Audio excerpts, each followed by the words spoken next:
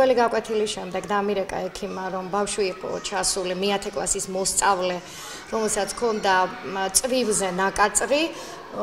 ჩვენ ჩავედით იმ წუთას დავურეკეთ პოლიციას, რომ გაგვეგო ბავშვი მართალს ამბობდა თუ არა, იმიტომ რომ იყო ნაკაწრი ნამდვილად.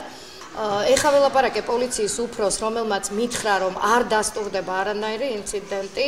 ბავშვი ჩამოვიდა ჭრილობით წვივზე, რომელიც აღნიშნა, რომ მერხის რაღაც პატარა ნაწილს ჭანჭიქს იქ სავარაუდოდ გამოკრა ფეხი და არც დიდი ჭრილობა არ იყო.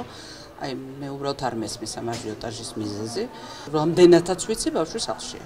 დასვენებაზე რაღაცა ბავშვები წაკინგლავდნენ. არ თანდელონიზებია საუბარი. წაკინგლავდნენ არაფერი, უბრალოდ უმრობით რაღაცა ჭიდაობდნენ, როგორც თვითონ ამბობენ. უბრალოდ აღმოჩნდა, რომ ამავე დროს ჰქონდა ამბოშ დანა. ეს აჩვენე ორივე თავის ჩვენებაში. ორი სიტყვით რომ იცნათ. ბავშვმა ბავშვი დაჭრაოდა რა. აშენებია. საკუთკოში არა, არ ვიცი. ინფორმაცია რა. ვიცი რომ იცით რომ დაჭრაოდა. არა მაქვს ინფორმაცია. ეს ყველა მის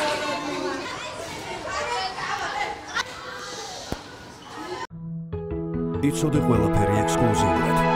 ზონა